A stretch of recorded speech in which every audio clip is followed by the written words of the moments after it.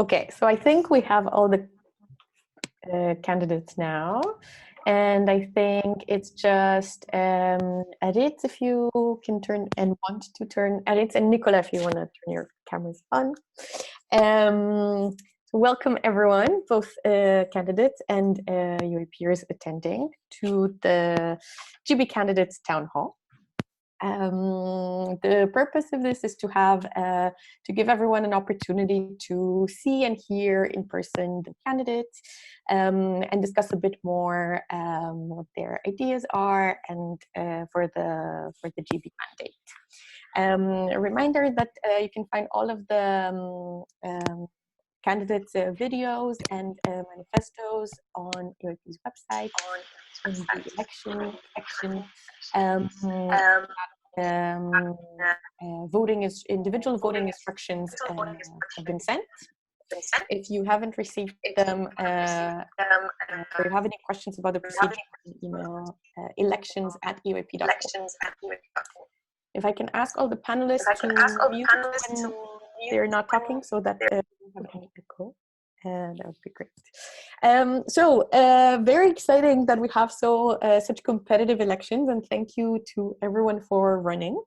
The governing body is the International Board of EOAP that deals in brief with the international strategic development of the organization.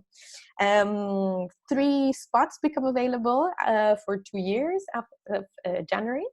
And to get straight to it, I would like to ask the candidates to briefly introduce themselves. You can tell us whatever you want, and each candidate will have 1 minute. And we'll begin in random order with Lika.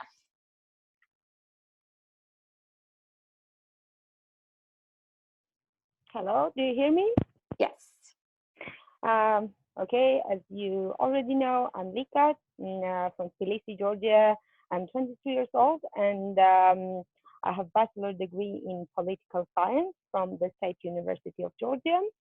And currently I'm working on different projects led by UNICEF Georgia and Council of Europe Georgian office.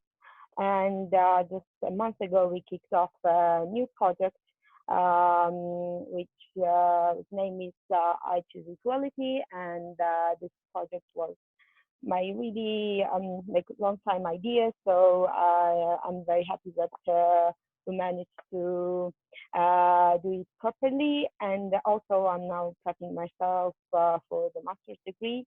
And next year, hopefully, I'm gonna go abroad and study security studies. Wonderful. Thank you very much. Benjamin, would you like to go next? Yes, hi everyone, I'm Benjamin, I'm from France. I was born and raised in a rural area in France, and I studied the EYP 5 years ago. This time in EYP was really good.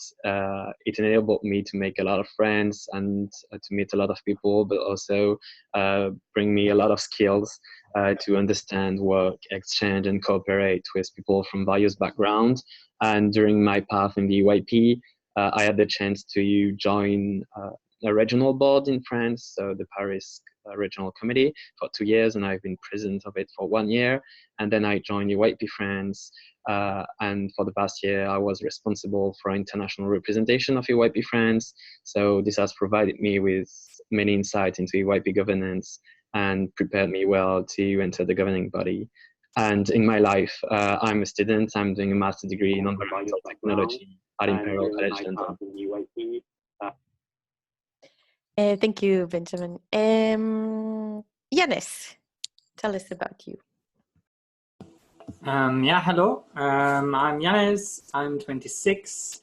I'm living in Berlin, Germany, and I'm studying here media and communication studies and also history. Previously, I've also studied political sciences. Next to that, I'm working in corporate communications and also partially in the office of a member of parliament. And if I have time, I enjoy freelance trainings. when it comes to EYP, I started in 2011 and have been on the board, had organized different scale events, and yeah, in generally, I'm just passionate about developing things and rethinking old structures, and that's actually also what I want to bring in the debate today and into the GB. Super, thank you. What about you, Christoph? Okay, hi everybody, my name is Christoph. I'm 21 years old. I'm originally from the Czech Republic, but I've lived kind of all around Europe and a little bit the world. At the moment, I live in Edinburgh, where I am on my third year abroad from my Sciences Po Paris bachelor's degree. And while in Paris, I studied mainly political science and international relations. Here in Edinburgh, I study at Edinburgh University. I'm studying law. And in terms of UIP, I joined a little bit over 6 years ago in 2013. And for 2 years, I've been a coordinator for finance for the Czech National Committee. And for 1 year, I've been responsible for international relations, as many of us are in this call, or were in this call. Lately, I've also been kind of part-time working as a sustainable researcher for Baillie Gifford, which is a big investment company in Edinburgh. And this is also something that I would like to bring to the board because I've learned a lot about carbon offsetting and how UIP could actually benefit from doing some of that. Yeah, thank you very much. And next, Arit.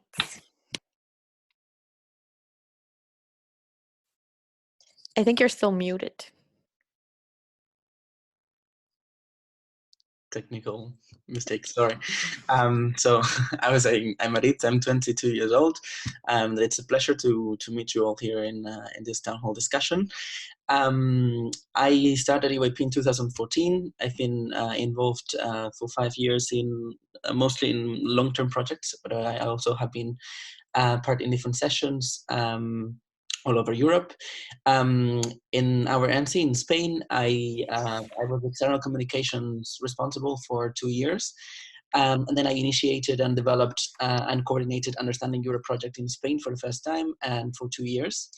And then afterwards, I took up the lead of Valencia 2019, the 19th International Session of the European Parliament as a head organizer.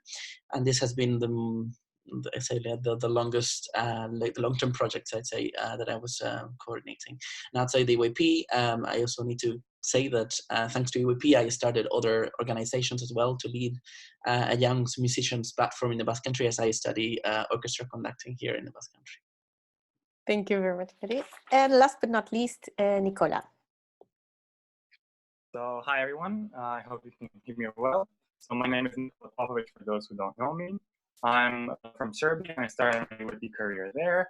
I was involved first with the fundraising team over 3 years ago. Then I went on to become the assistant to the board member for international relations. And last year I was the board member for international relations.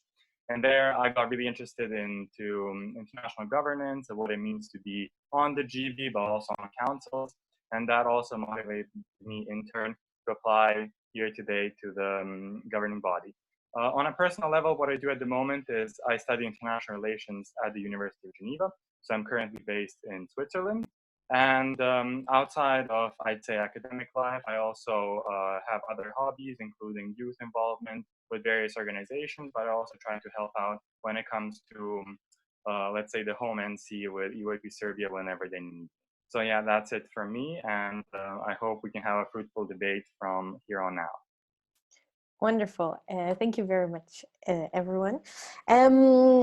I'd like to ask everyone now one question. Again, if you can keep it short and sweet.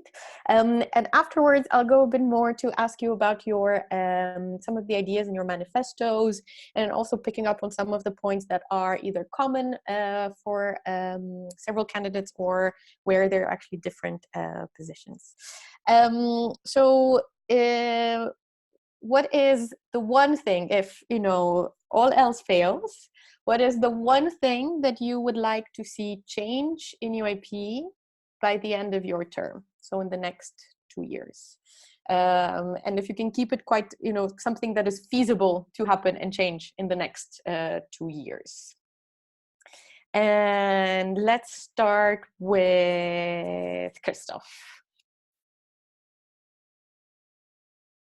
Great. So for me, that's an easy answer. That's making UIP more sustainable. I think that while we are an amazing educational institution, at the same time we produce a lot of carbon emissions and a lot more than we should be, especially seeing that this is year 2019 and climate change is becoming something that all of us are living through. And would really like to see that happen in the 2 years. And I think that's really easy to do. It's just find a partner that I already have contacts with, for example, where I'm working at the moment, and make them pay for our carbon offsetting, and then as well as actually do a report on how much carbon we put out into the air. Mm-hmm. And how would this work? Would we get this one partner to sponsor or to pay for the carbon emissions of all our events, or what is the in 2 years how is UIP different more concretely? The way that I actually outline it in my manifesto is that this would first concern the international event. So we would start on the international level and then sort of like have a best case scenario on how it could also work for the NCs. But I really think that it's important to start with where the GB really can influence things and not go into the NCs sort of like their own spheres, not necessarily interfered there, and start with the ISS, count the emissions, and then really have one sponsor that pays for it. Yes. Thank you. And what about you, Yanis?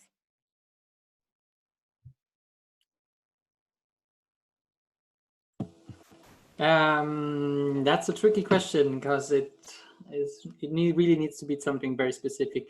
So I go for I would like to see every NC to or like a lot of NCs, let's say, because there's a big number, to try out one format of event they haven't tried out before with the help of the governing body. Mm-hmm. Very interesting. And why do you think that's important, or that should happen? Because I think it will help us to reach different goals. For example, reaching out to new groups of people, to also try out new things, to cooperate maybe with partners that would open up funding opportunities. I think there is various options to connect it to other goals we have. Mm-hmm. And you, Nicola? So yeah, I would say the one thing that I would really concentrate on if I had such a short time would be transparency. And I think that with us doing this election this first time, being pioneers of this new policy of having an election both by the members as well as the NCs, I think that the GB really needs to work on transparency. And it's something that was already brought up by previous and current GB members as something to work on. So what I propose is that the GB has a 3-month work report on what has been done on a daily basis, as opposed to the current system of publishing just minutes of meetings. So I think that there's a lot of work to be done within the GB, and I think that it's quite achievable in that sense, as it doesn't require that much change, but rather just internal, let's say, discussion, internal work from the side of the GB, so that we can make the governing body a bit more open, a bit more see-through, and so that we can also get an input from members and to get their opinions on what really we should be working on or what has been done up to now. Thank you. I was curious about this because we trialed, for example, this year to do a midterm report. So we sent out to the BNC that, and it was at the BNC, we were told by quite a few NCs that we just sent too many emails, and that there's so many emails from the GB that they won't read them. So beyond perhaps whether to add more reports, how do we make sure that the information gets to the NCs, considering that the boards are already overworked and there's so much information? How do we make the information more accessible to them? Well, I'd say the principal problem is that we are only thinking about the BNC and what the NCs think. I think that we have a current system of newsletters, so I think that that's a good point that we can put the reports within those, and they should be just available on the website as the minutes are currently now. The only problem is that the minutes are a bit obscure, and not a lot of members know about them. So I think that just making the information more accessible and that we make it more of a point as to publish the reports, it would already start a little, let's say, domino effect in terms of interesting both members, but also interesting NCs into what the GB does on a 3-month basis. And also the fact that it's, as opposed to 6 months, it's 3 months, I also consider there's a bit less of things to read. So that also might motivate them as to like, oh, it's shorter, so I can sure give it a, let's say, a look. Thank you. What about you, Lika? What do you think? So I think that the two things, like one thing I would like to see by the end of my term as a governing body member is at least to see 2 new formats in EYP, which will be broadly used across the national committees. Even though I do respect traditional EYP methodology, I think it requires some changes, and it would be great to see new formats which will include some parts of traditional EYP methodology and will be conventional in one way, but also include some innovative ideas, as well as include other youth stakeholders, other NGOs, other CMSOs, and etc. And I think it's really feasible and realistic to at least come up with 2 new formats. Of course, with open dialogue with national committees and members. Thank you. And you, Arit? I think you're muted again. Yeah. So my point is a bit related to Lika's. I think it's building up a network of partnerships. I think it's important to give a place in the map of Europe to our organization. I think we do, and we make lots of efforts in our events and in our daily activity, not only events. I'd say when I talk about activities, I'm referring also to the everyday work we do.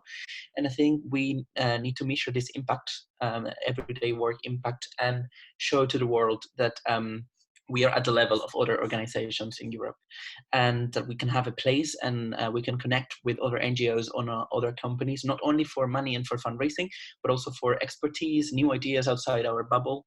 And I think it's a good way to set a new two-way, two directions collaborations with other stakeholders. Thank you. And you, Ben, what would be one thing? Yeah, so as many of you may know, or for the other ones, my involvement in the EYP is the result of an efficient outreach and inclusion strategy. So by the end of my GB mandate, I would like to see every NCs with an efficient outreach and inclusion strategy.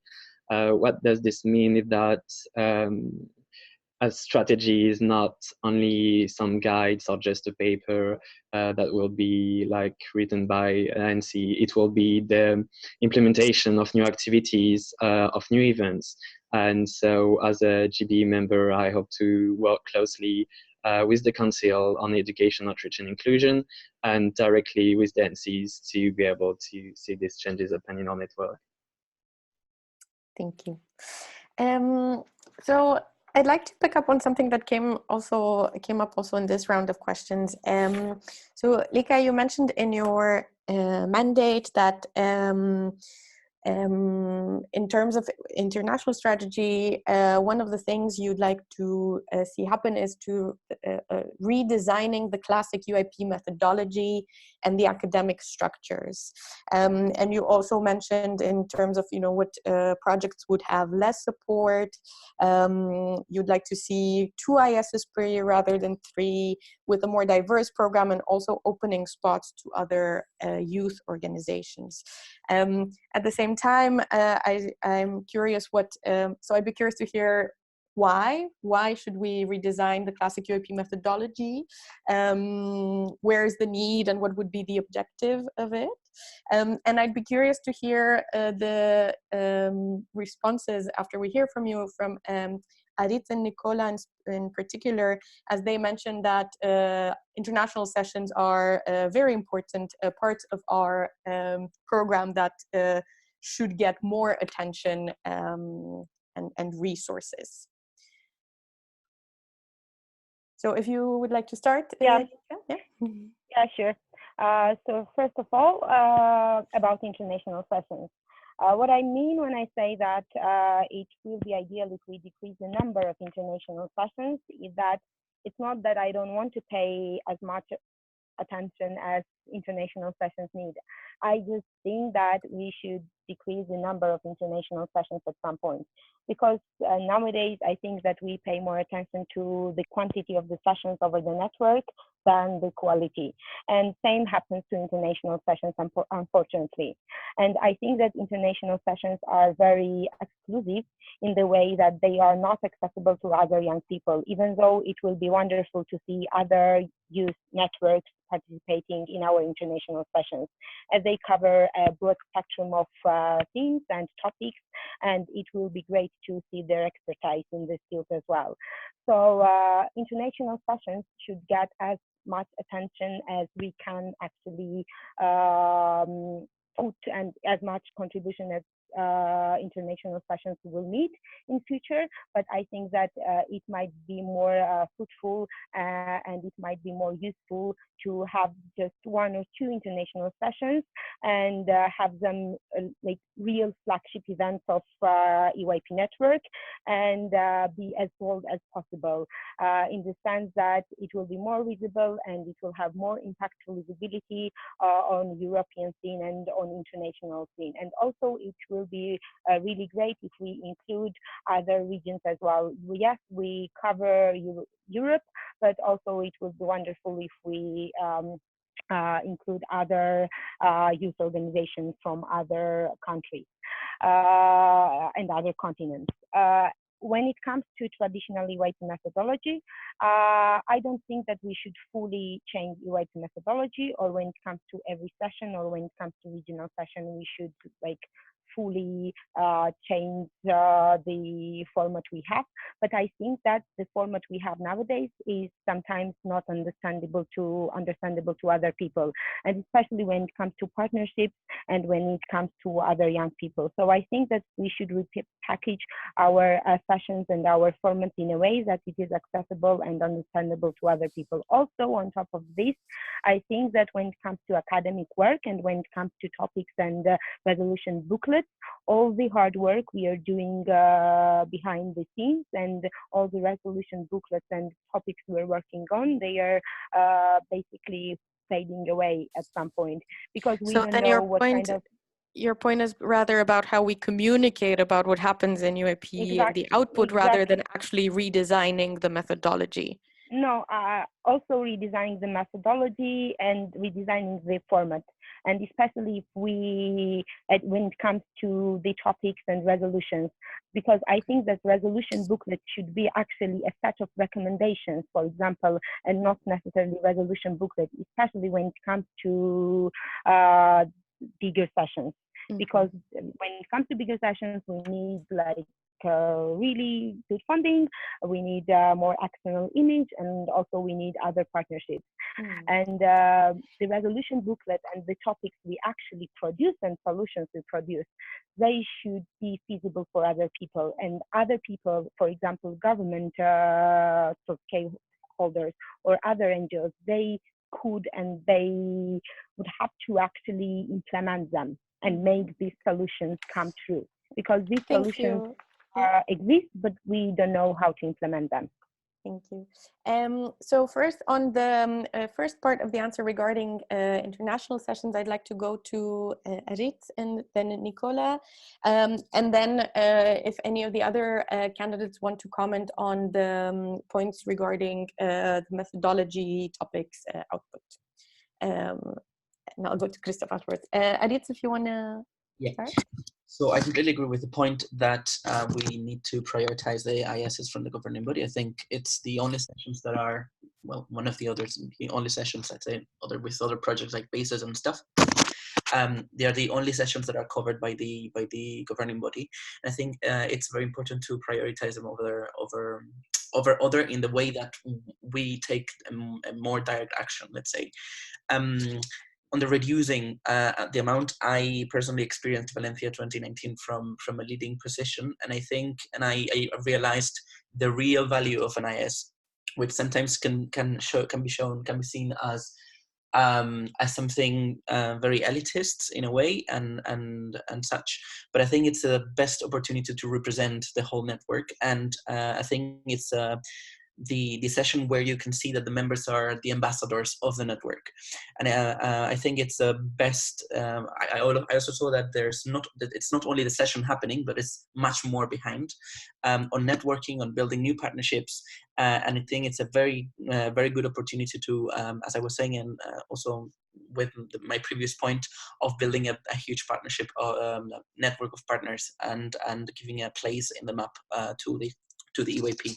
So I wouldn't say reducing it to 2 or to 1. I think 3 is fine. I think it's working, and I'm also not really in favor of changing something that is working at the moment. So from my place, I do agree with giving special spot and special attention to them, but I wouldn't. I think 3 is sustainable at the moment. Thank you. What are your thoughts on this, Nicola? Yeah, so as I had the pleasure of working with preparation of Serbian delegates for the IASs, I have seen firsthand the involvement of these delegates and their wish to participate in such a huge event that was truly the cornerstone of our organization for the past 30 years. I think that a change or a reduction of IASs will have somewhat of a negative impact, as I've seen it firsthand as well when we had sadly, in April of last year, when we had Sweden that couldn't host the IS, the whole system of delegates essentially shifted towards forums. And I think that it's important that we keep these 3 events per year so that we can make sure that all delegates that want and can have an event to participate to. Secondly, I think that when it comes to better resolutions, as Lika mentioned, I think that ISs provide such a great opportunity for both delegates and chairs, as well as the media team and organizers, to truly create a big event that surpasses most of what we as a network see on a, let's say, daily basis. So I think that an IS truly allows for delegates to formulate good resolutions that are truly mature. And even with the last IS in Valencia, we saw that delegates can formulate resolutions that make it to the policy table, as we've seen recently with the EFAMA investment group. And that's another point that I made in my manifesto, is that these resolutions should have a place further than just our sessions. And I think that our consultative status with the ECOSOC and our participation in UN debates and UN conventions, but also on the European level, would allow us to reuse these resolutions as a united voice of young Europeans.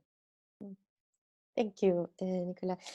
So Christoph, you wanted to say something about the methodology. Yeah, and just coming off from Nicola just said, I think it's really important to have the resolutions, and as well as free ISS, which I do agree with Arts is also important. But I think that what Lika is saying has been actually tried before in Tampere IS, where Arts and I were actually delegates. And so Joanna Drager, who was the president back then, she introduced this sort of idea of projects. So during the session, we'll implement projects which turn out interesting, but rather unsuccessful because there was just not enough time within the session.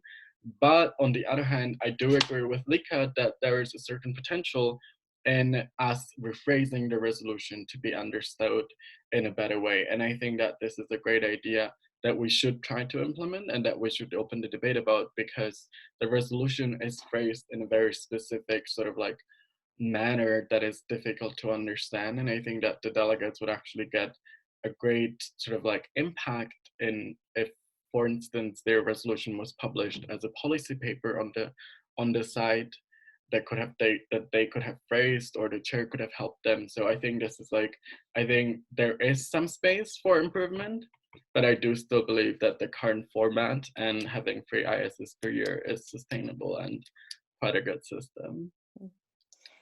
Thank you very much. Now, to a topic that, again, already surfaced a bit, and it appears in one way or another in 4 candidates' manifestos, 1, 2, 3, 5 candidates' manifestos, about partnerships, putting UIP on the map, giving a vote, talking with one voice on behalf of UIP.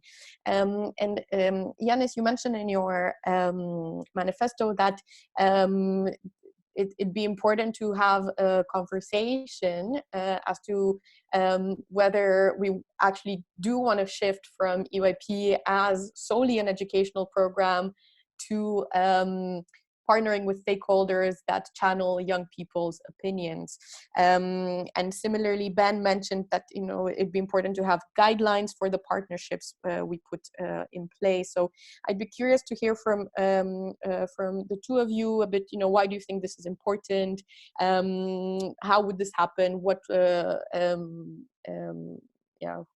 who would have the discussion? Would it be GBBNC? Would we extend members? What would be the guidelines, if you think any would be needed in place for the partnerships?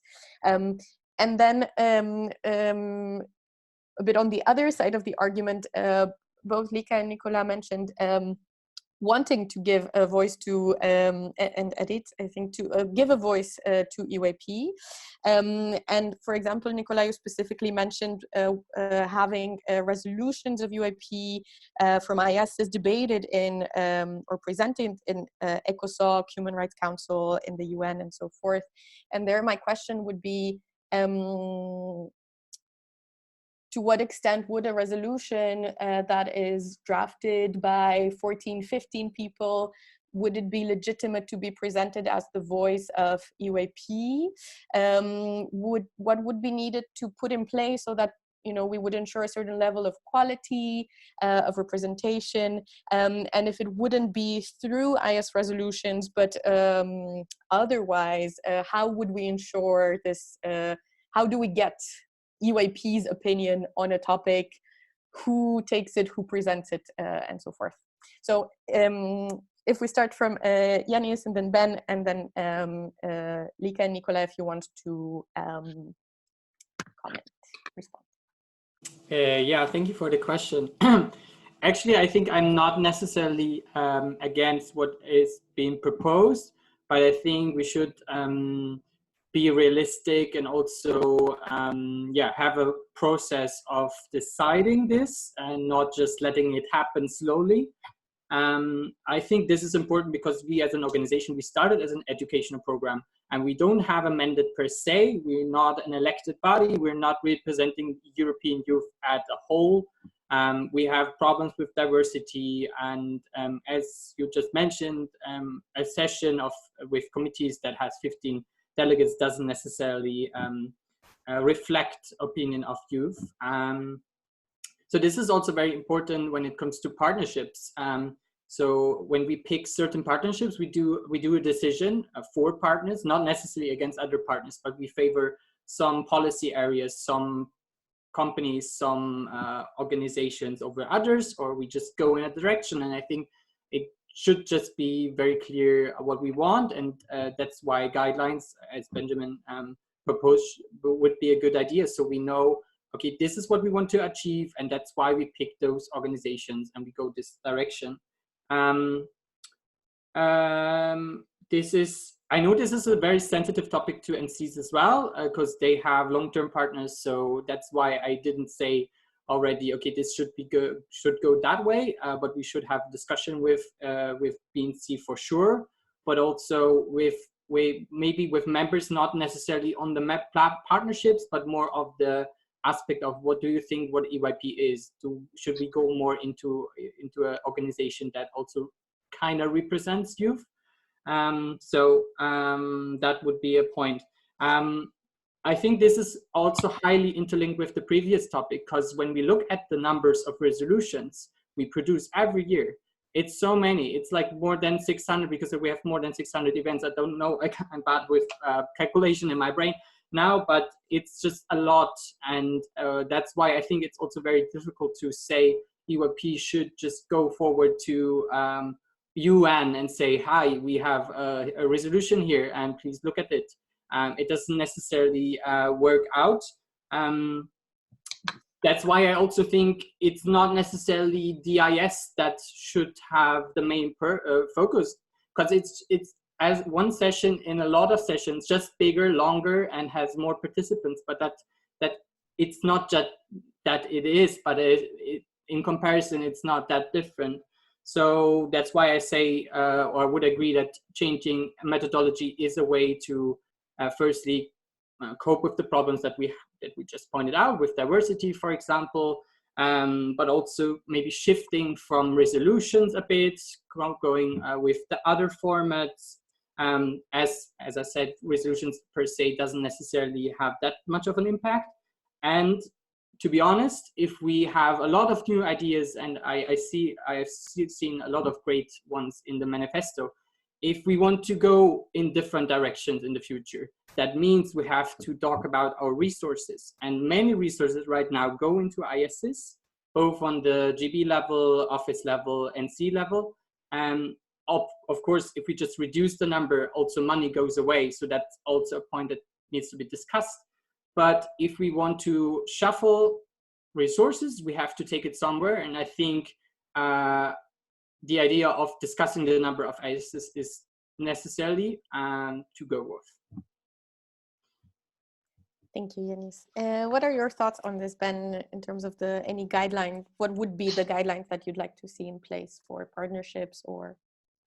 Yes. I would like to state at first that the EYP is not a think tank. This is really important because like I'm from EYP France, and as you might know, EYP was created in France, and I had the chance to talk with some founders. And the idea of seeing the EYP becoming a kind of lobby organization at some extent, because this is what we will do if we present resolutions and things. I don't like this at the moment. I think we need a lot of discussion as a network. But at the same time, we need more connection and more partnership. And when I'm talking about partnerships, I'm more think partnerships such as the one that we already have with the UNHCR, the one we had with the Energy Shiftung for the Power Shift project. I think these are allies in a way that we can find to build projects, to bring innovation in our network without having to take position on some issues as an organization. I think we really need to be careful on this.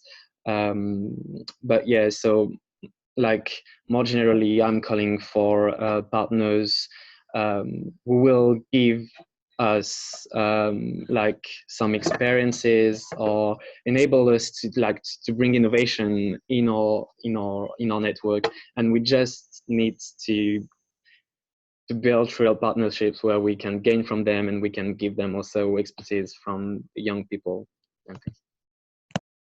Thank you, Benjamin. Nicolas, what are your thoughts on this? Yeah, of course. So I would like to first point out that although we're having this debate, what I propose with the NGO consultative status with the ECOSOC, it does not mean that we are obliged to propose anything, but it just means that we have the possibility of participating in debates that concern us. So I think that we have to, I agree with what everyone said before, is that we cannot assume the voice, a unique voice of Europeans. But however, I think that we still have a huge impact and we still have possibilities to do many things. And even with the Energy Foundation, with the Power Shift project, we already created some sort of policies that were published under the energy policies of the EYP with the Energy Foundation.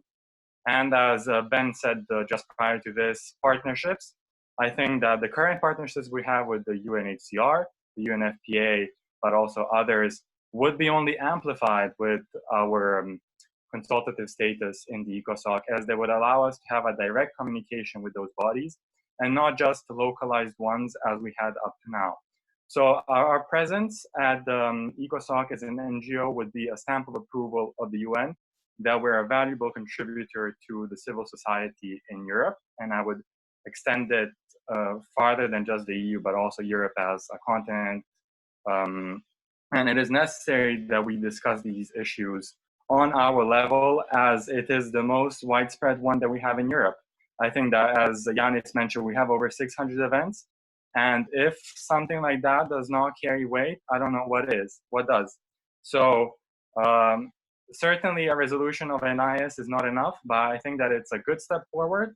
And I think that it's somewhere we can start, and then let's see where we get on after the 5-10 years. Who knows what the world will become. So we also have to keep a pace up with the world. And I think that many of our members are politically engaged in the sense where they like discussing about the future of the energetic future of Europe, but also the refugee crisis. And I think that the UN partnerships would allow our members to have a lot more of those discussions. And we've seen now with 4 of our members who attended the Nairobi summit, but also other members who attended other summits of the UN. Currently, there is one happening about democracy in business, as well as human rights. So I think that certainly at least our members could benefit from an event like that, as they get more information, but they can also contribute to the debate.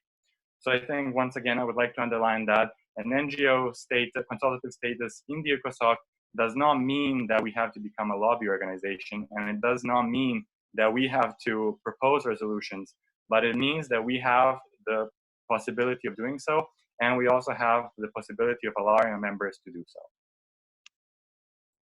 Thank you. Lika, do you have any thoughts on this? Yes. So first of all, I think that when it comes to resolution booklets, for me, in my opinion, not only resolutions which are produced at international sessions are worthy enough. I think that we can find other resolution booklets, other resolutions which are very important as well from the other sessions and conferences we have across the network. That's why I think that this is knowledge. These are ideas which are lost yearly, and we don't know how to use them properly. The second thing is communication strategy we have in hand. And I think that we should monitor how it's implemented individually by national committees, because this is a very useful document and it's really good, but we don't know how it is actually implemented individually. That's why I think that GB needs one-on-one communication with the national committees regarding the communication strategy. And also the third thing is that it's not necessarily to directly change the resolution booklet during the session, but we can, for example, group solutions according to the topics, and then we package it ourselves, so it will be more interesting for other people. And also, when it comes to partnerships, a UNFPA partnership was signed just in June or July, so we actually don't know what to expect yet, and it's still, like it's new and it's ongoing, and we will see how it will impact network in future. And when it comes to this kind of partnerships, they are mostly topic-based partnerships, right? And I do appreciate this kind of partnerships, but in some extent they are not very sustainable. So it's very important to include other formats, for example, forums or panels, or to engage ourselves in other youth conferences in order to actually represent this resolution booklet and these ideas. Yeah, that's it. Thank you. And I think Yanis and Christoph, you wanted to add something briefly? Yeah, on the aspect of members being interested in presenting their ideas to bodies, etc. I must say, I clearly can imagine that. But the thing is, if you for example, take resolution on energy policy, and you just Google and look for resolutions on the same topic, you probably find another resolution that is contradicting the same. So how are you going to work with that? So I think there's clearly not a framework now for how we are actually sending over the opinions of young people. And I think it's a problem if you just send a single person that is there to talk in behalf of EYP. I'm not saying this is per se a wrong idea, but I'm just struggling to imagine at the moment how it can have like a good way. What I think, or how we can connect the educational character of the EYP and the political aspect, is that we maybe care a bit more about what happens after a session. So I think sometimes participants just drop out the event and then they had this whole nice bubble experience, but they don't know how to implement their new skills, their new knowledge into political engagement, especially those who are not already in political parties or something. So I think we should care more about those people, because those people who are already capable, they probably know other ways how to voice their opinion. And for communication strategy, I think, yes, it plays an important role.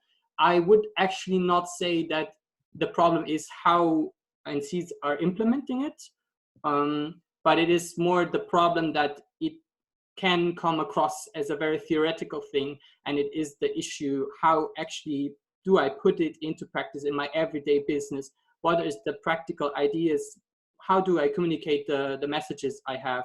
How do I reach out to the people? And I think that's where the NCs need more hands-on approach, which is probably the same as Lika said, but maybe a different nuance. Thank you. Christoph, do you have anything to add still? Yeah. Yes, absolutely. So first of all, I'd like to go to Nicola and to talk about what you said, like not becoming a lobby group. I don't think that's necessarily what's at stake. I think what's at stake is becoming an advocacy group, which is still kind of against the current communication strategy. So what I do believe has to happen, rather than just putting somewhere a resolution from ISS, which, as has been said, do often contradict other resolutions. I think what needs to happen is reopen the debate on the communication strategy and really talk about whether there are maybe topics like human rights, like climate change, that we do stand behind as an entire organization, because otherwise we do just put together random opinion of completely random, rather rich 15 people that can afford going to an IS, which is for some rather expensive. So, and that really limits the sort of like impact and the sort of ideas that we have as an organization. And I don't think that's necessarily representative of who we are, or at least not of who we want to be. So that's one thing. And just please remember in this sense that UIP Sweden was flagged out for going to, our regional part of UIP Sweden was recently flagged for going to a Pride event. So that's sort of the step that we're taking, right? Like, this is where we are now, and just putting somewhere our IS resolutions as representative isn't necessarily where we can be with the sort of instruments that we have. Second thing on partnership, I'd just like to remind us all that Energy is owned by RWE, which is by far a largest coal plant operator in Germany. And so I think it's really important that while we talk about how we want to spread out great youth ideas, that we also don't take money from people who actually go against these ideas. And this is something that I do tackle in my manifesto as well, because I just think it's important that we sort of like find a way for us as an organization and don't necessarily contradict each other in the actions that we later take. Now, let's go to Matti's question, which is closely related to what I'm saying right now. I do think that the approach UIP Finland is taking is exactly what we should be doing, sort of encouraging the communication right at the base level where it happens, so that the NGO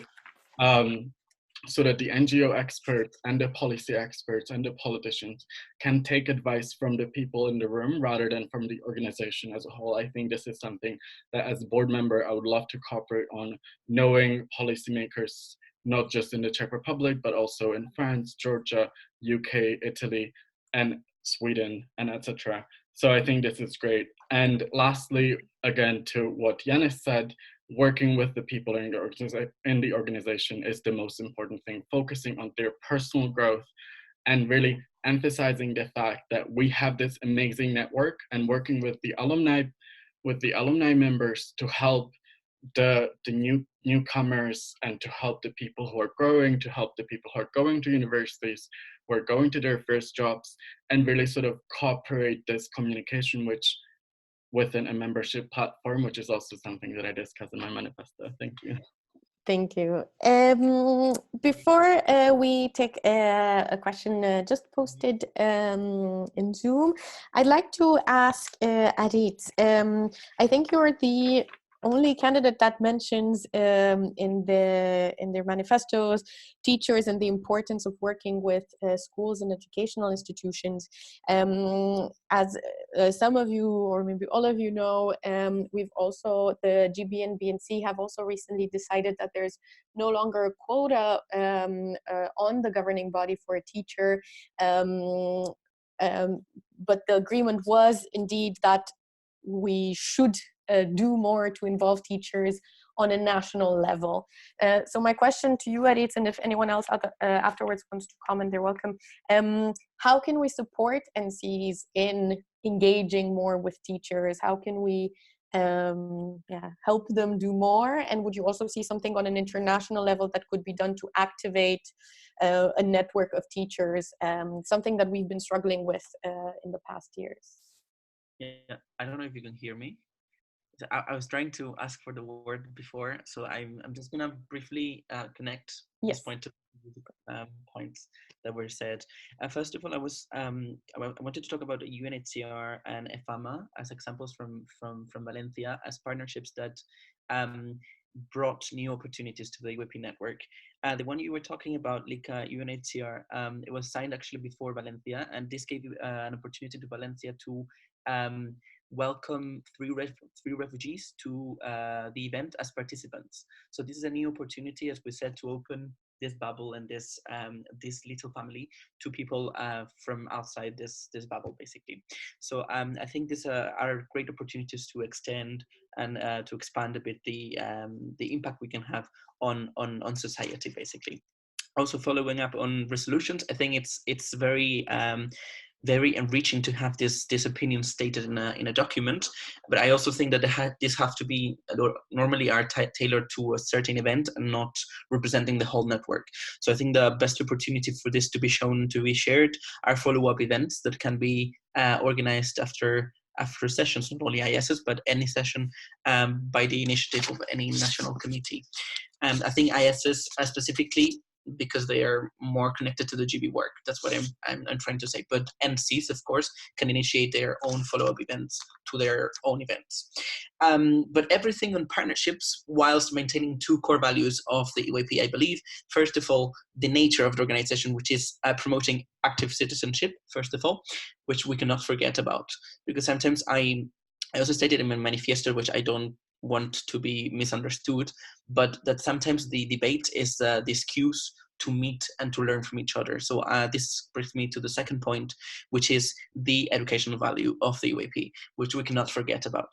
I believe that everyone has lived so many experiences in UAP, and I think the thing that we bring the most, I think we discussed for so long with so many people about so many topics, and probably you don't really remember the first resolution we wrote or the second or the third, but you do remember that the thing you bring with you is the learning experience from UAP. So I think it's very important to of course have a connection with teachers, and now especially I was writing this point because this quote thing that you were saying. So I think first of all, the educational council. I know that in the past it has been very difficult to coordinate with different teachers and stuff. I think we need to think and rethink about the teacher programs that we are sharing in the ISS, and also think that the ISS that give these teacher programs are giving these teacher programs to certain collective of teachers. So I think we need to open this invitation to more teachers, and to also get them involved in the international level. Because, for example, I just saw that my teacher didn't know that she has actually the opportunity to vote in these elections, for example, but she's not registered in the members platform. She's not, because the culture in general is not really involving teachers. So I think we need to start involving them as participants, the same as if you are a delegate or if you are an official in our sessions. And I think the second big part is that teachers, normally it's easy to find teachers that are very involved with EYP, because normally it's not just their job, it just goes beyond their job, So what we can do is bringing EYP closer to schools as well, because they are, as we said, the sustain of the participants in the very beginning. So I think these workshops in schools and EYP at school, for example, these initiatives that so many NCs are bringing already and are implementing already in their schools, some other NCs don't have this yet. So I think also a very important thing to be done and is researching and writing in paper the real methods and methodologies that we use in EYP, because we've tried so many times, but we never reached, let's say, a formal document that can be interpreted by teachers to be implemented in schools. So I think it's very important to also sustain this this learning experience from the very beginning, not only in our sessions, but also in events that can be somehow connected to EYP because they're doing this EYP in school or whatever. So I think connection with teachers is very, very important. And now even more that we don't have this quota. I also need to highlight that this educational value cannot be deleted from the priority list of the governing body now that we don't have a teacher in there. Thank you, Edith. Yeah, Slika, you wanted to add something?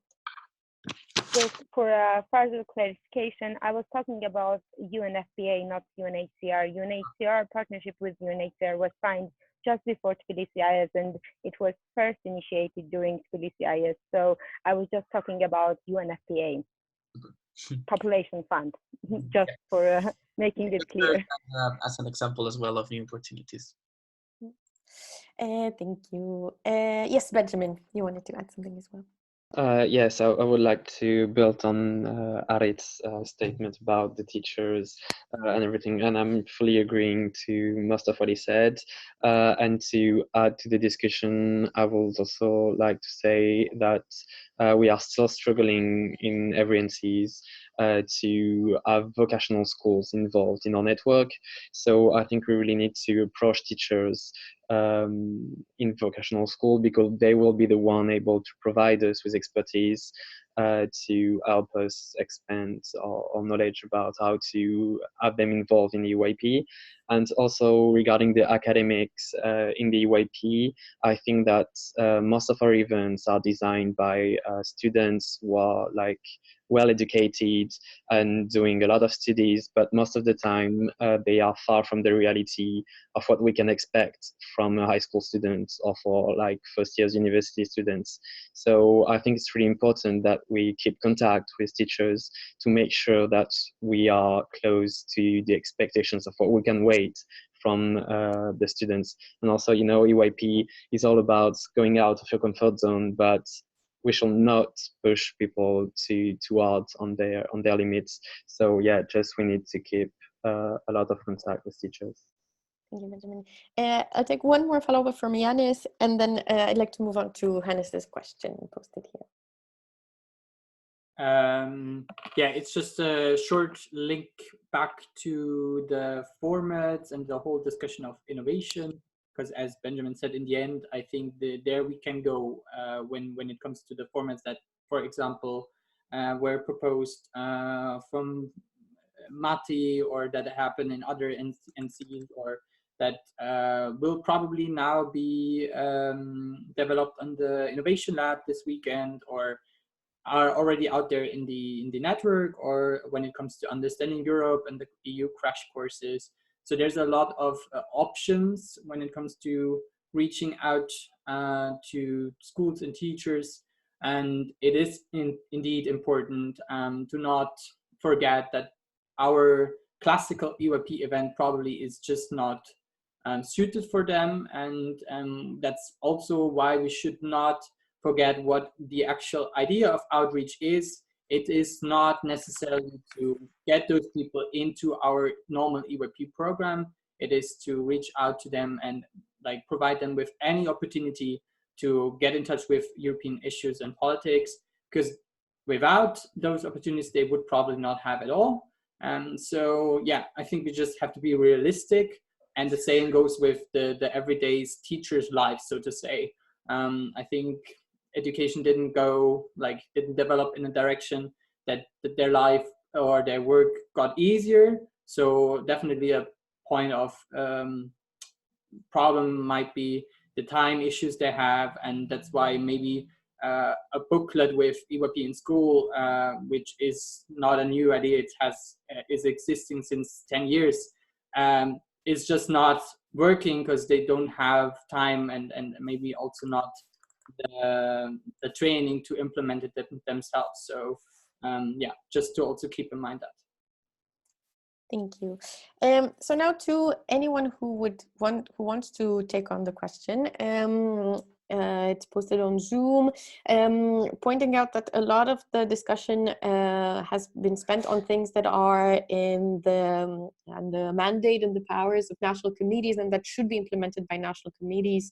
Could you elaborate how you would root your proposals in the members and in the national committees, bearing in mind that you are running for only one of two decision-making bodies of international governance? And I see, Christoph, you have your hand up, and then we'll take one or two more other candidates if they want to. Yes, thank you so much, Hannes, for this question. I think this is a really important thing to address because we do obviously throw out these great ideas that we have, but that would be impossible to actually implement without the support of the BNC.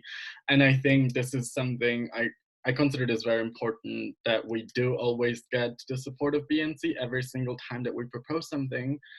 That's for the first thing. But the second thing is that we sort of open up ourselves more to the members. And this is something that I wanted to talk to when Nicola introduced his transparency plan, because I don't think that just putting out what we do is enough. I think we should communicate enough, whether that is for Instagram, for Facebook, really sort of try to gather these members together or gather their opinions as they want to give them to us, and try to implement these into our work. So I think that these are two things. And lastly, for me personally, becoming a governing body member is about, that's about supporting the NCs, not necessarily telling them what to do, but it's about making sure that they have all the support from our body, from the international body and from the governing body, to implement the strategies that are co-decided, to implement whatever they're trying to implement, and to make sure that they sort of know where to go, not necessarily telling them how to get there. So that's for me really important, like not telling them what to think, but helping them get there by supporting them and encouraging them.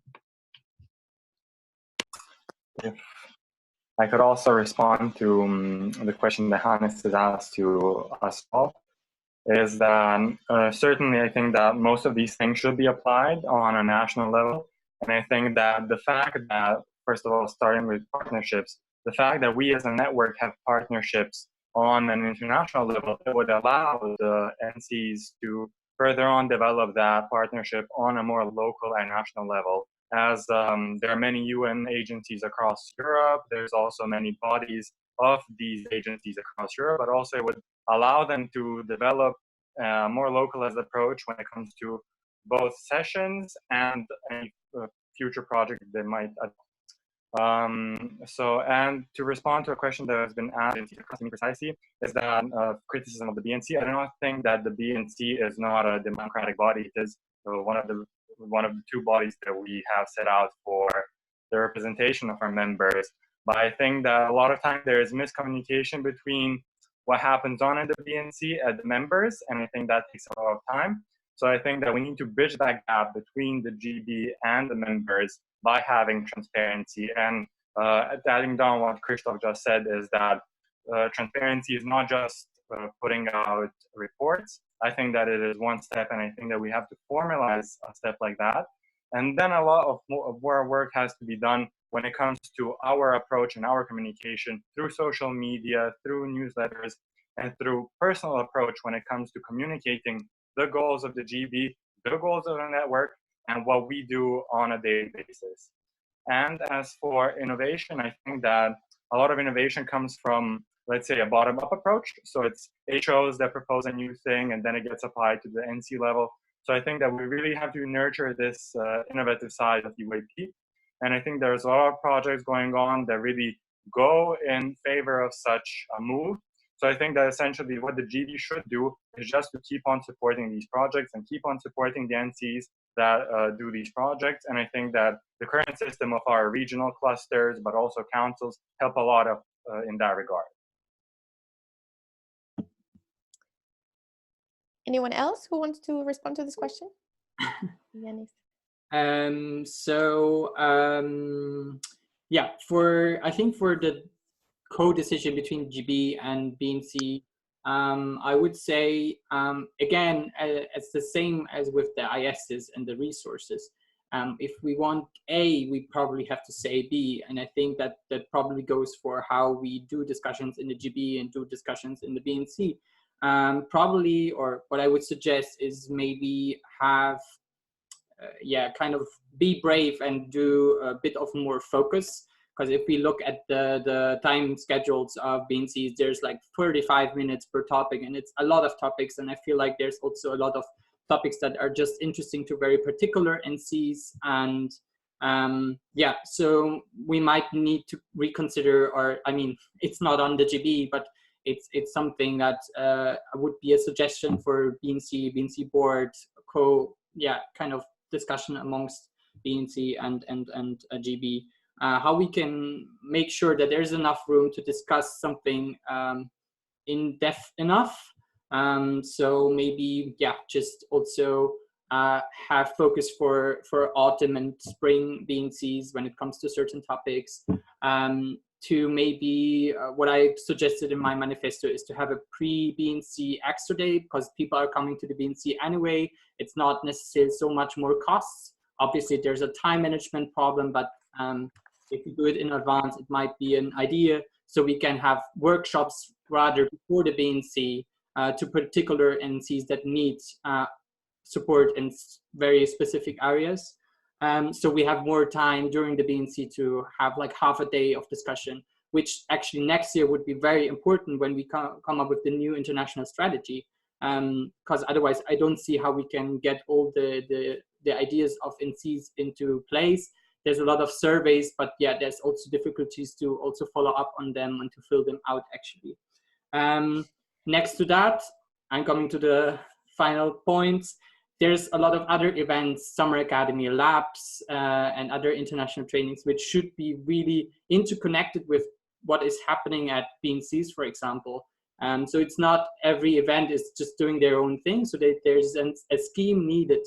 And I think working groups, task forces, councils, they should specifically contribute to that. So kind of prepare something that is presented in one of these events, and NCs can give feedback and can take it, and not like, again, something a little bit here, something a little bit there, which sometimes works very well, but sometimes also just goes down in all the emails, or frustration is also happening, and disengagement.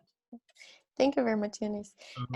We'll now move on to a question from Mattia for Christophe and Benjamin regarding their proposal on environmental sustainability in UIP. And he points out that for some NCs, it can be quite difficult because often alternatives to e.g. plastic are quite expensive.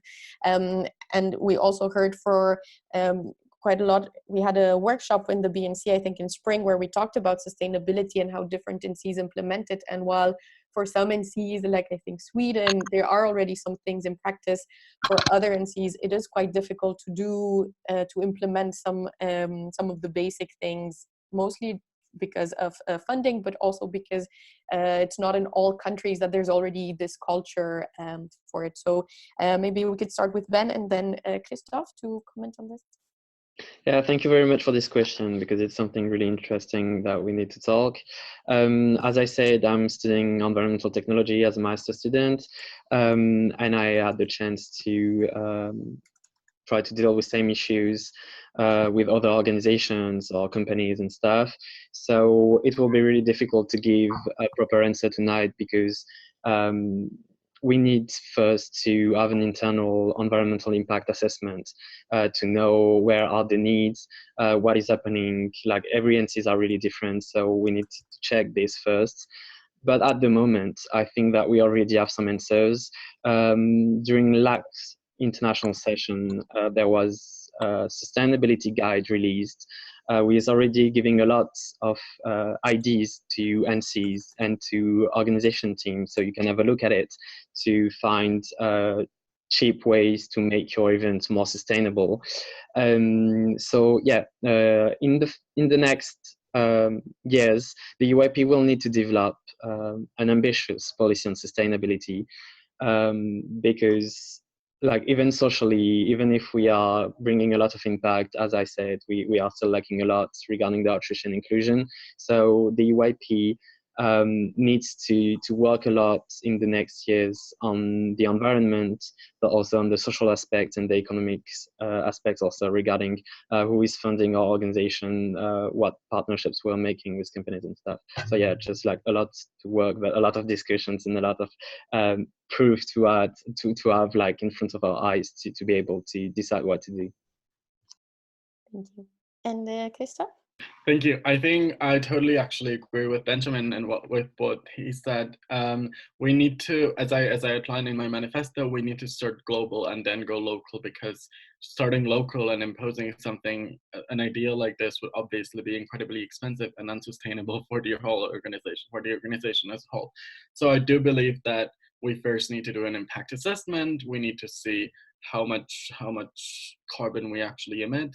And then we need to go into seeing how we can limit it. But as was said, on the IS level, I think it's rather easier to do this and to actually make this sort of as a pilot project to have a sustainable IS, and then see how that could be later then passed on onto NCs and see which NCs will need help. And I think that if we do already have a partner that would be covering the emissions that we do on the international level, it would be simpler to then find partners for the NCs that would then cover their emissions, or that would cover the cost of switching off from plastic, etc., etc. But I do think that while this is a big thing that we need to implement in UIP, it's definitely not something that's going to be done overnight. It is sort of a transformative force that's happening everywhere in Europe on different levels, and we need to make sure that the NCs in each of the countries are adjusted for the level of transformation to a more sustainable basis, is adjusted to what the GB or the organization itself is expecting from them. So I'm all for environment, but definitely not for imposing some sort of standard of UIP sustainability on the NCs. I think it needs to be a collaborative strategy. Thank you. So now I have one more question, and for a balance of speaking opportunities, I'd like to address it to either one of or several, Lika, Rit, and Nicola. We've talked in recent times, and in recent GB campaigns as well, this idea came up of the GB doing more to be more in touch with the members, to reach members directly, and this raises the question of, you know, the type of democracy in a way we use in UIP, because currently it's more of a representative democracy, where the idea would be that NCs are responsible for engaging with their members and bringing their input to the international scene, deciding together with the GB, which of course is a bit different than the GB having that direct contact with members. So in the past 2 years at least, you know, there were a lot of attempts to a lot of surveys and consultations with members, and also increased transparency. My question would be, do you see a need for a shift in how we approach it? Should members become actors of international governance? Should they have a way of, you know, submitting proposals or petitions to the BNC or GB, or do you think it's more a matter of increased communication and transparency? Well, if I could respond first, if I dare take the step, I think that that's a very important question, and I wouldn't like to put a label on what we are as a network, whether we are representative. What I know is that as NC board member last year, I tried to tackle this issue and tried even bringing closer the debates that we're having at the NC's to members, so that we can get their input. And I think that the current system that with the councils, including members in our debates, but also working groups, are a great step forward. And I think that with the new international strategy, we should focus more on including members. And I think certainly that at a point, a member or a group of members could come up with certain resolutions or proposals for the BNC. But I think that this also has to be not imposed by the GB, but rather organic growth from the members. And I think that the first steps that we as a GB have to take is the increased transparency and increased communication, so that we could have a more sincere dialogue with our members, as opposed to a very formalized one that goes through different steps in order to finally reach the wider audience that we aim for. So I think that including transparency as well as members in the formation of the international strategy for the years 2025 would be a first step. So, and then later on, we should see how the members feel about including themselves in daily debates of the network. But certainly, I wouldn't like to impose anything from the GB side, as I think that we need to have a lot of input from the members. And I think that we're doing a great step forward, both with the recent reform of the councils. So we should just continue on in this direction and even amplify the work we're already doing. Thank you. Edith, what are your thoughts on this? Yes. Well, first of all, I want to recall this picture of the EYP International Governance Scheme we have. And we see that the members are in the ground there, saying that they're the ones that sustain the whole system. Well, I think that even though the previous GB term has tried to, as you said, have a closer communication with these members, I think we haven't achieved it yet, because I think the NCs are the ones who are, let's say, the bridge between the members and the BNC or GB or other governing other bodies of the decision making. I think every NC has is independent in the end, even though we are all in a network, and has different working procedures, I'd say. So in the way of working group and how they work. I think every board has also different working procedures, and makes it a bit hard to communicate equally in every NC. So that's why I think it's important to have a more participative kind of democracy, with petitions, for example, and stuff, and proposals that can be sent. I'm not sure if it has to be through the NCs or directly to from members. But what I believe is that democracy has to be closer to members in general, and that the NCs don't have to be just a bridge, because sometimes, you know, some NCs don't communicate the whole thing of the GB. I can say an example that I was sharing before with a friend of the GB list, the mailing list, for example. So many things are sent out from there, NCs receive it, but members don't really receive it sometimes. So these communication tools have to be redesigned in a way and refreshed, so that we actually also find the proper way to communicate it, because it's not the same communicating to 40 NCs or to 35,000 people. So we need to think about new ways to communicate as well. As you said, transparency is very important, and communication as well. And communication is not just a matter of communicating, but how we communicate as well. And I think we need to rediscover a bit how we do it, so that we have a proper connection directly with members. Thank you, Edith. Lika, do you also have something to add to this? Yes. So when it comes to communication, I don't think that the problem is necessarily transparency, but when it comes to one-on-one communication, for example, I was presiding USC Georgia for 2 years in a row, for 2 terms in a row, which was 3 years in total, approximately. And there was only one time when I got the chance to have regional meeting with GB. I know that there are GB members who are taking it really seriously, but I lacked synergy between GB members when it comes to one-on-one communication to national committees. Second, I think that, and I also mentioned it in my manifesto, that open dialogue is needed not only in between, of course, national committees and GB, but also members and GB, because there are in EYP Georgia, there are Georgian members who don't really affiliate themselves as NC members, for example, but they are very willing to be part of decision making. But on top of this, we have a lot of members, but I don't think that all of them necessarily want to be part of decision making. So at some point, to follow up Ari's opinion, I do agree that the number is really, it's really big, but I think that still it's visible because I'm sure that not all of them are willing to actively participate. But open dialogue should be set up between us and governing body, let's say. Mhm.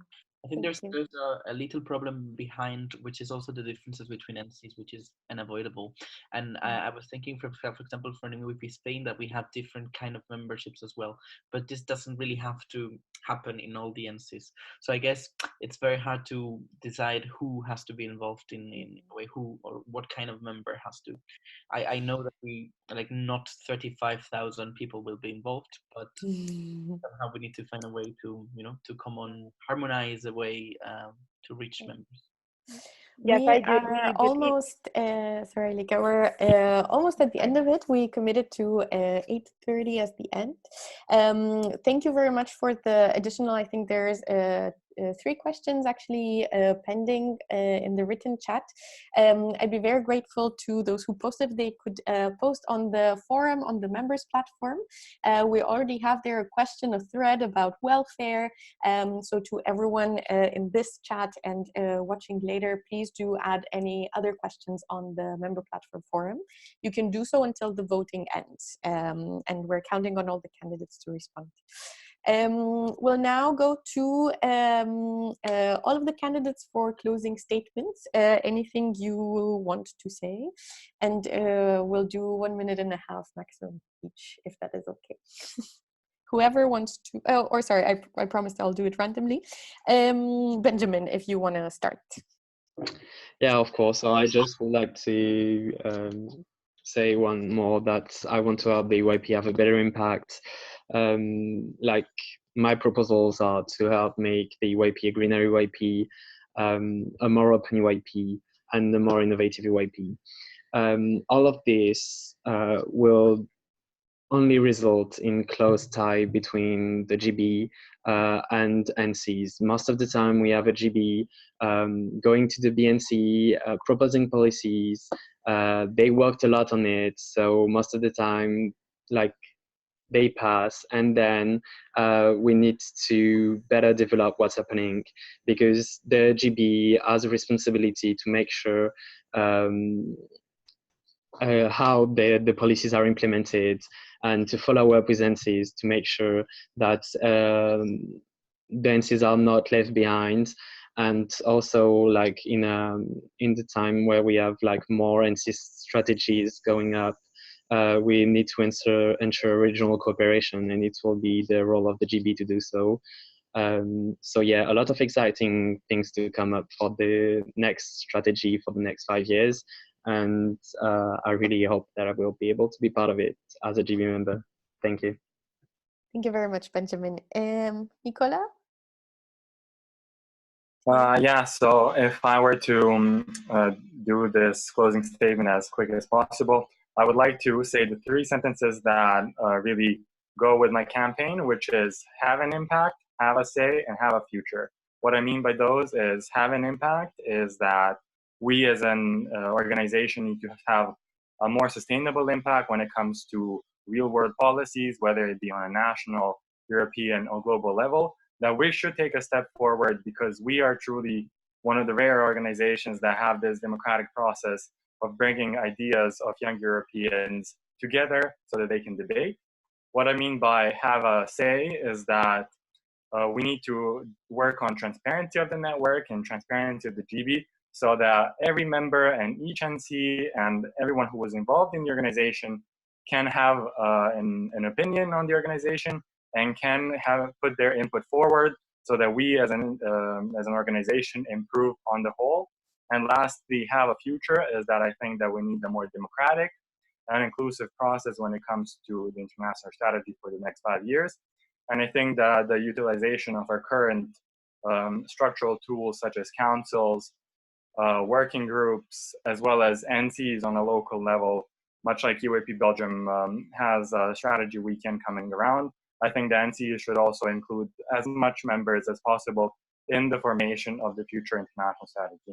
And again, it will be my honor to serve the GB for the next 5 years. Thank you. Thank you.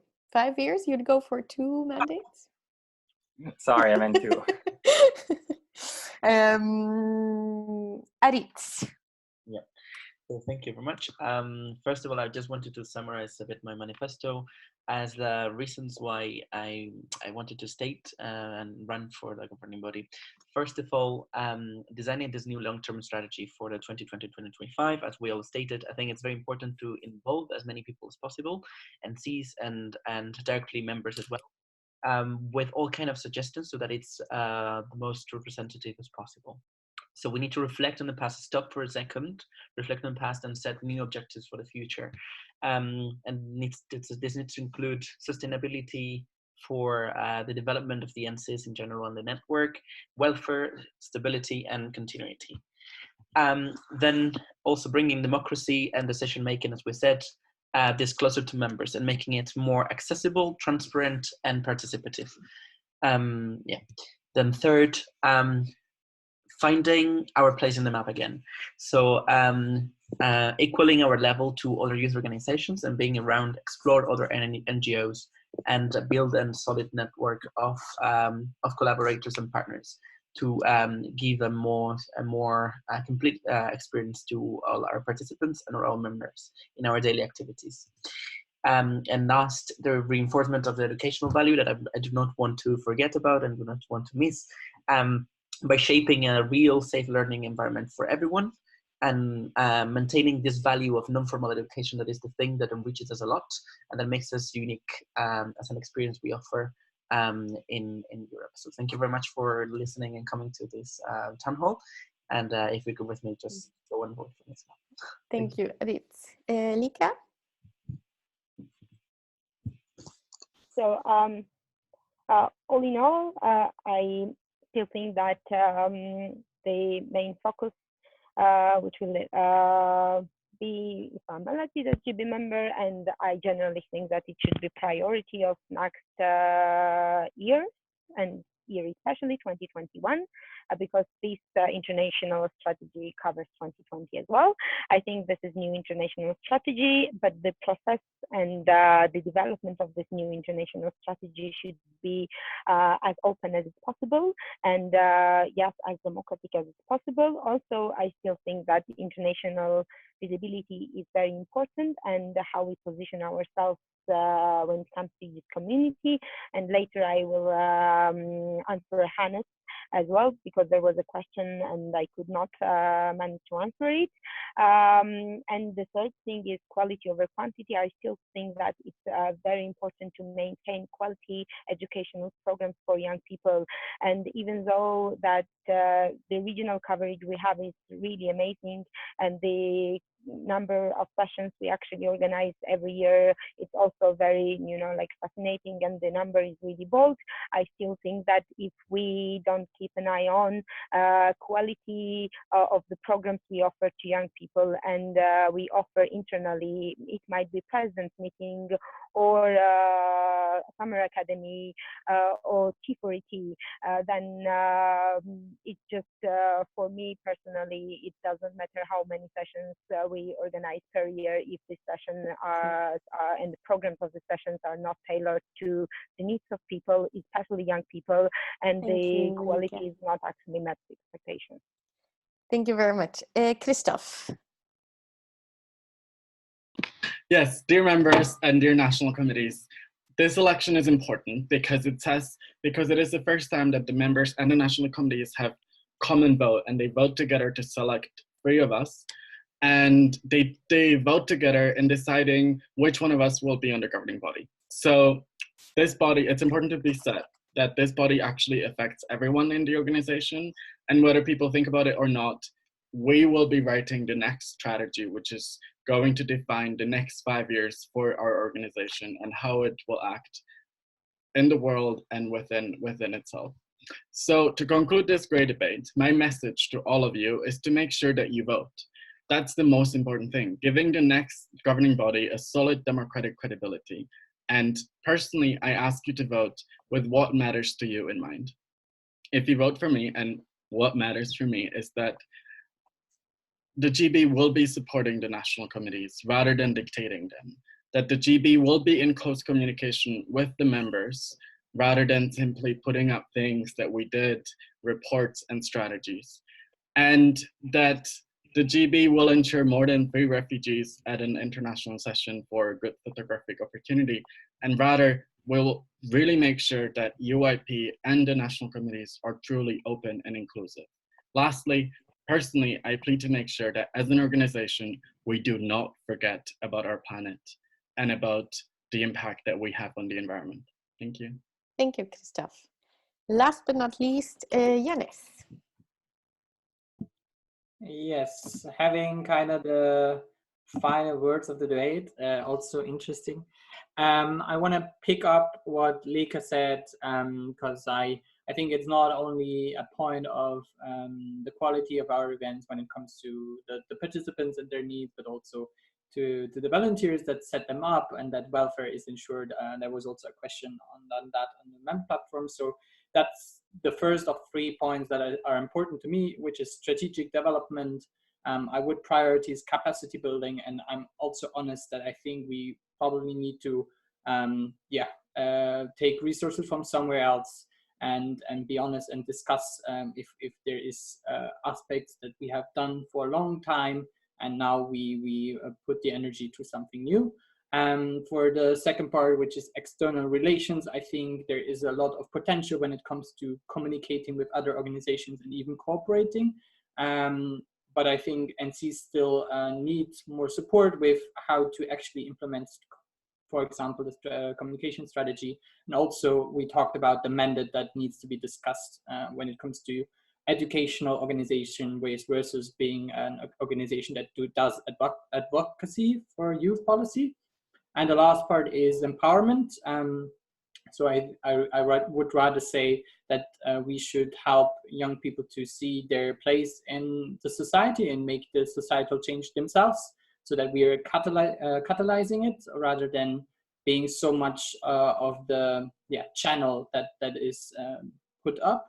And we should be a place that is innovation and culture.